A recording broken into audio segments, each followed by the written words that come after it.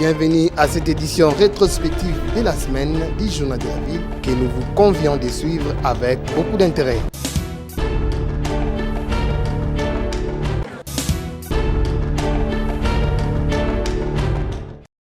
Ouverture ce vendredi 15 septembre 2023 de la session ordinaire parlementaire de septembre consacrée au projet du budget de l'État de l'exercice 2024.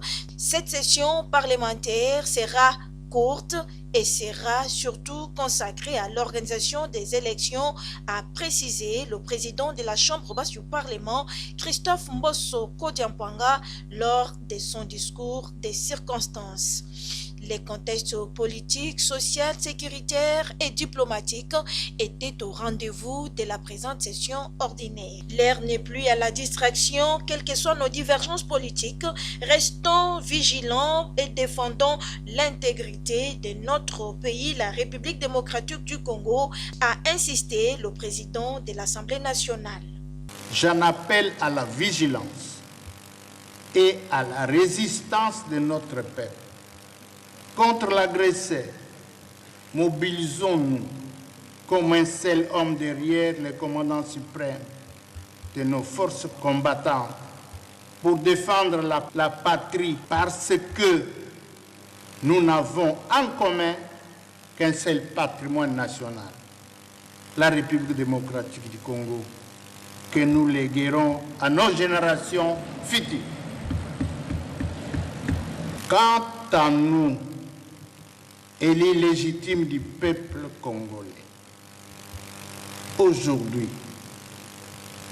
les temps risquent de jouer en notre défaveur dans ce contexte d'agression et d'occupation continue de notre pays. Les discours politiques aux accents opportunistes sont révolus. L'heure n'est plus à entretenir des divisions entre nous. L'heure n'est plus à la distraction, quelles que soient nos divergences politiques, idéologiques, philosophiques, culturelles, spirituelles et morales. Nous devons resserrer les rangs, éveiller les consciences en léthargie et rester soudés derrière le chef de l'État. S'agissant des élections de 2023, il est prévu l'organisation des élections générales en date du 20 décembre 2023, suivant les calendriers publiés par la CENI. Cette détermination de voir s'organiser dans notre pays des élections inclusives, transparentes, crédibles et apaisées, me pousse à inviter chacun d'entre nous à s'y préparer, à y prendre part effectivement, conformément au dit calendrier. C'est dans cette optique que l'Assemblée nationale encourage la CENI de prendre toutes les mesures nécessaires pour atteindre cet objectif. Sur ce, je déclare ouverte la session ordinaire de mars 2023. Je vous remercie.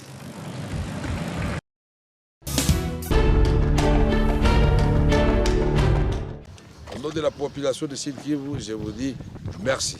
Merci Fachi. Au nom de la population de Sud Kivu, je vous dis sincèrement merci.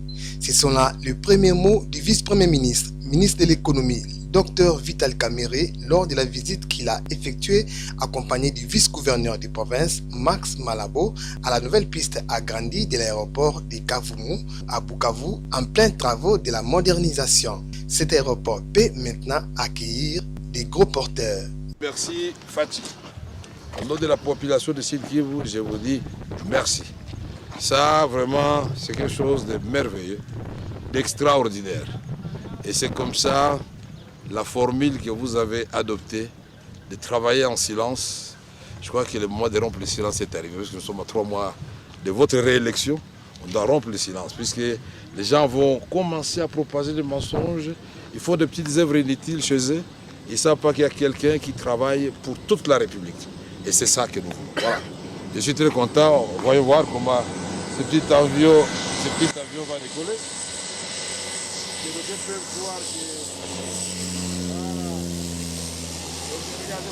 À la fin de sa mission de vulgarisation des actions du chef de l'État, Félix-Antoine Tshisekedi Tshilombo, dans les Sud Kivu, Vital Kamerhe a pendant une demi-heure échangé avec le gouverneur Théo Ngwabidje, qui a profité de cette occasion de faire un état des lieux du programme PDLSA 45 territoires lancé par le gouvernement dans sa province.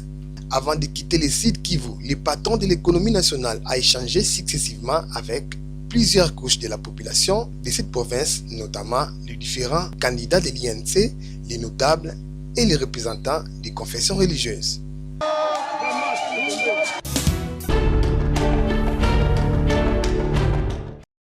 La ville de Matadi, chef-lieu du Congo central, province pilote dans divers domaines, sera bientôt dotée de nouvelles infrastructures sportives modernes. C'est le cas du stade Emery Patrice Lumumba, dont les travaux de parachèvement atteignent le niveau de finition grâce à l'implication du gouvernement provincial qui dirige Dr Guy Bandundu-Nguidi, maître d'ouvrage. Déterminé à matérialiser sa promesse d'offrir aux Matadiennes et Matadiens un stade d'une capacité d'accueil de plus de 20 000 places, lequel est en train d'être construit dans les normes requises par la FIFA et capable de recevoir les compétitions nationales et internationales, le premier sportif du Congo central et champion de la vision du chef de l'État, Dr Guy Bandundu-Nguidi, ne lésine pas sur ce moyen pour faire avancer les travaux. Depuis son arrivée à la tête des états provinciales, plusieurs étapes du chantier de cet ouvrage ont été franchies, notamment la construction d'une part du bâtiment principal, du local technique, des gradins de la partie ouest, des puits perdus et des fosses sceptiques,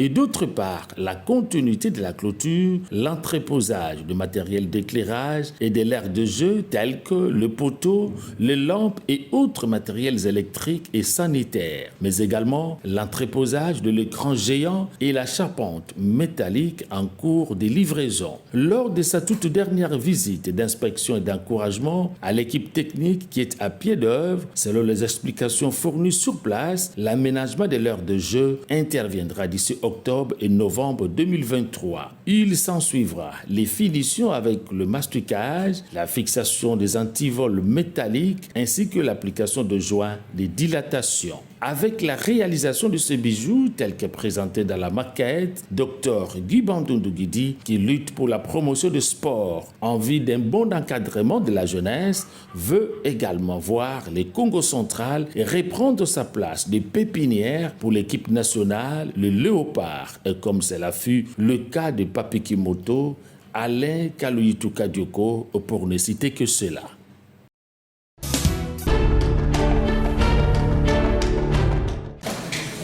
Vaccination contre la COVID-19 en République démocratique du Congo. L'Association des femmes avocates de la RDC, AFEAC, sensibilisée ce mardi 12 septembre 2023 à s'impliquer au processus d'intégration de la vaccination contre la COVID-19 qui sera bientôt donné comme vaccin de routine dans des hôpitaux, et c'est à travers un atelier organisé par le programme élargi de vaccination en partenariat avec l'OMS dans la salle de conférences de l'entrepôt des vaccins situé à Kinkole dans la commune de Lanceli. Les femmes géristes toujours proches de la population réitèrent leur engagement à accompagner cette dernière à s'intégrer dans ces processus de vaccination contre la COVID-19. Maître Blandine Essanga est chargée de l'administration à l'AFEAC.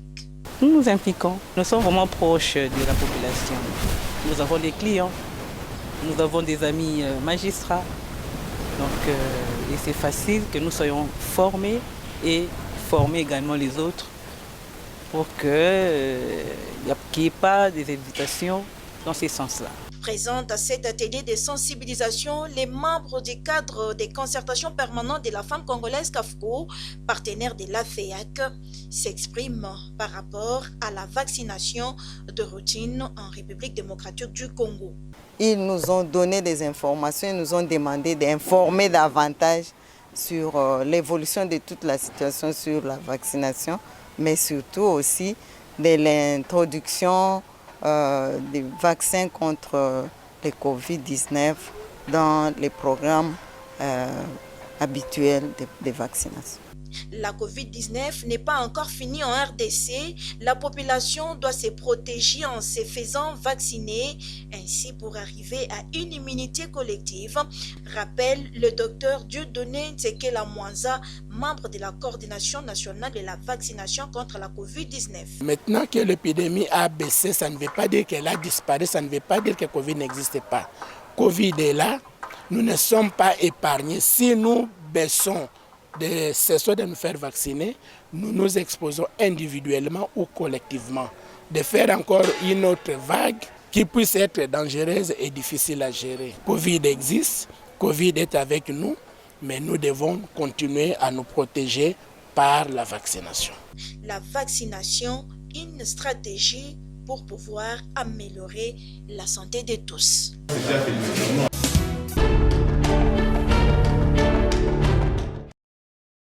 Séance de travail ce mercredi 13 septembre 2023 entre la ministre d'État, ministre de la Justice et garde-sceaux Rose Mutombo Kessé et une équipe du Haut Commissariat des réfugiés sur la problématique de la patridie conduite par sa représentante Angèle Dikonké à Tangana.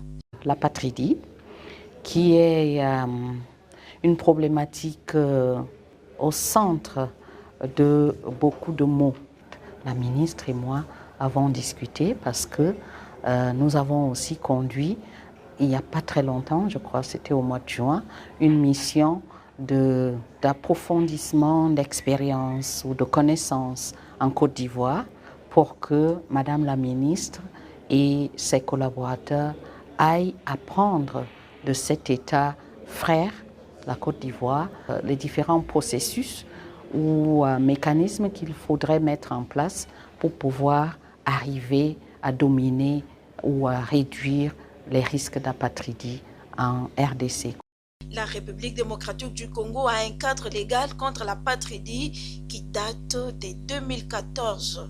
La RDC procède à l'enregistrement des naissances, des nouveau-nés. C'est déjà le premier pas pour pouvoir empêcher que quelqu'un qui naît se retrouve apatride, parce que ça commence par là. La patridie, un fléau dévastateur. C'est un fléau qui est aussi insidieux que dévastateur. Les apatrides ne se connaissent même pas. Vous et moi, ils sont invisibles en fait. Vous vous retrouvez devant ce fléau-là quand vous voulez faire un acte de l'état civil. Si vous ne l'avez pas, commence un calvaire. Je suis d'autant plus optimiste que la ministre d'État est elle-même convaincue de ce qu'il faille protéger tout Congolais.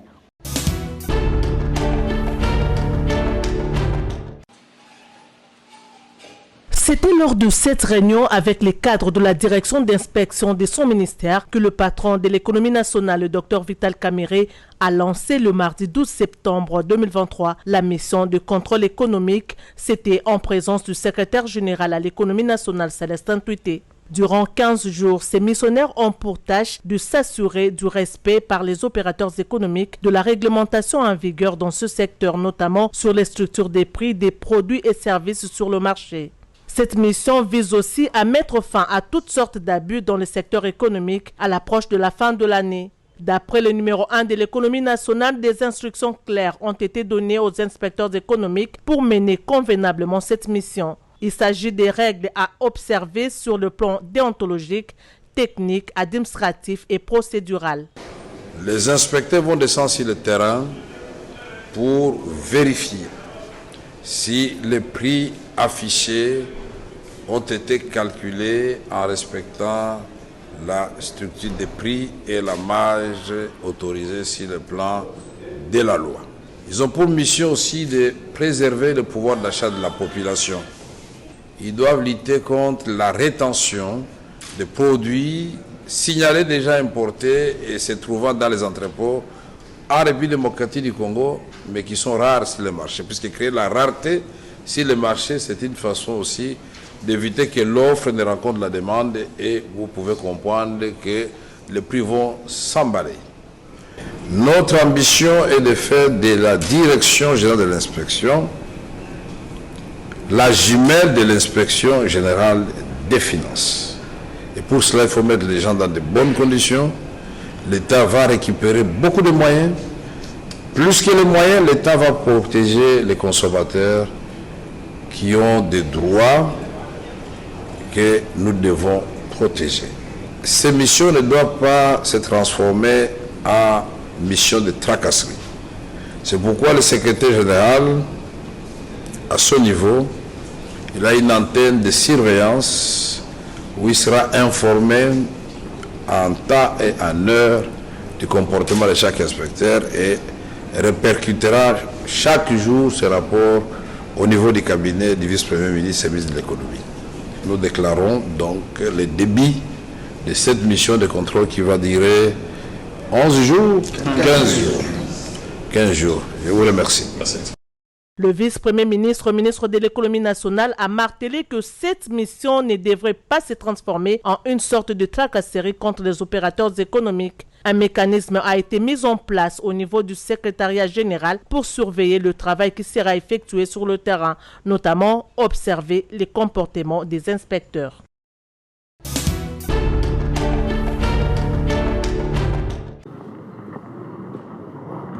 L'agression rwandaise a causé la destruction de 318 écoles, 1 million de dollars américains par mois des recettes générées dans la province du Nord Kivu et également 8 millions de dollars américains de manque à gagner en 2023 pour la République démocratique du Congo. C'est le ministre de la Communication et Médias, porte-parole du gouvernement, Patrick Muyaya Katembwe, qui l'a annoncé le jeudi 14 septembre 2023 lors de la présentation officielle du livre blanc sur la tragédie humanitaire et dommages causés à la RDC du fait de son agression continue par les Rwandais. Dans les documents que nous vous présentons ce soir, sans être exhaustifs, nous vous résumons en 8 chapitres une situation connue déjà, mais pour laquelle nous n'avons pas encore apporté les réponses que cela requiert, tant au plan humanitaire, sanitaire, scolaire, social, économique ou même électoral. Au-delà de la tragédie humanitaire, avec plus de 2,3 millions de déplacés et les conséquences que cela fait courir évidemment avec la déforestation et la pression pour la recherche de bois de chauffe pour ces populations déplacées, la scolarité de plus de 200 000 enfants est compromise. Les écoles ont été désertées, certaines occupées, d'autres ont été carrément détruites et incendiées. Plus de 14 éco-gardes ont trouvé la mort du fait de la dégradation de la situation sécuritaire. Les activités économiques autour du parc ont été totalement perturbées, occasionnant des pertes évaluées entre 40 et 60 millions de dollars américains. Les coûts quotidiens de cette occupation est lourd. Il est constitué de pertes énormes au trésor public provincial et national. Rien qu'avec le poste frontalier, principalement de Bunagana et d'Ishacha, c'est plus d'1 million de dollars américains de manque à gagner chaque mois. Nous aurons l'occasion de revenir sur quelques chiffres clés qu'il faut retenir. Présent à cette cérémonie, le ministre d'État, ministre de la Justice et garde des Sceaux, Rose Mutombo Kiese, a plaidé pour l'ouverture de la Cour pénale internationale en RDC afin de juger tous les crimes commis contre la population congolaise. Notons que plusieurs invités ont pris part à cette activité, entre autres les diplomates accrédités en RDC.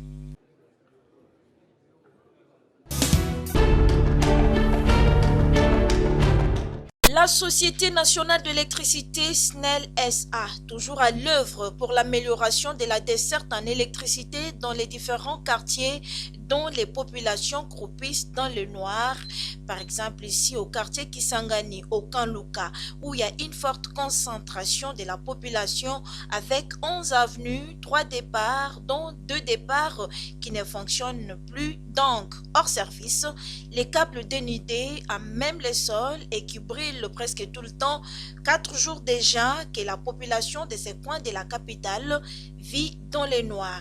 Une situation qui ne laisse pas tranquille le directeur général de la SNEL, Fabrice Lucinde, soucieux d'améliorer la desserte en électricité dans les quartiers qui posent problème et dans toute la République.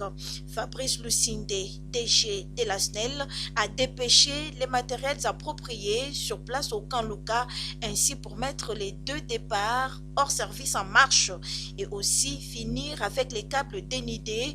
Donc, désormais, les lignes de la SNEL seront aériennes. En ce moment même, le travail s'effectue normalement et le courant va revenir au camp Luka, et c'est au grand bonheur de la population abonnée de la SNEL. Présents sur les lieux du rétablissement du courant, les gestionnaires du réseau Ouest, les gestionnaires techniques, les gestionnaires de maintenance, les DDK Tukuzu expliquent. C'est pour la Kanluka, en dehors de l'intervention Nyonso, Oyo Snel Azakosala Sikoyo, directeur général, ainsi à Pesaki, projet Monene, Oyo Ezako consisté pour la réhabilitation, la remise en conformité, et modernisation, il y a électrification, il y a Kanluka Mobimba. Eligi Kolobanini, ma cabine Yasika, Ezotiama, basinga ya sika ezakotiama bapoto ya sika ezokotiama pe bacompteur ya sika oyo tobengi bacompteur intelligent ekopesama.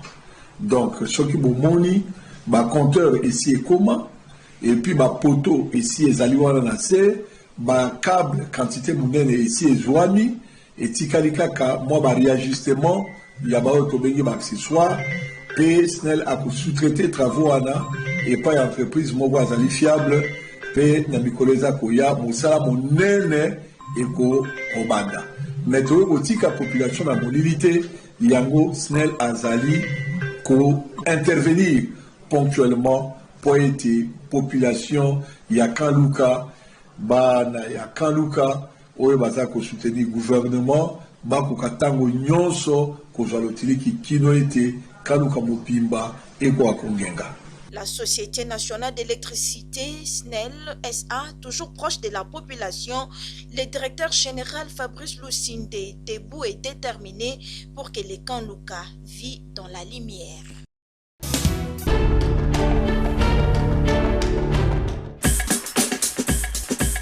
Fin de cette session d'information rétrospective de la semaine du Journal de la Ville. Merci de nous avoir suivis et déjà, nous vous disons bon début de la semaine.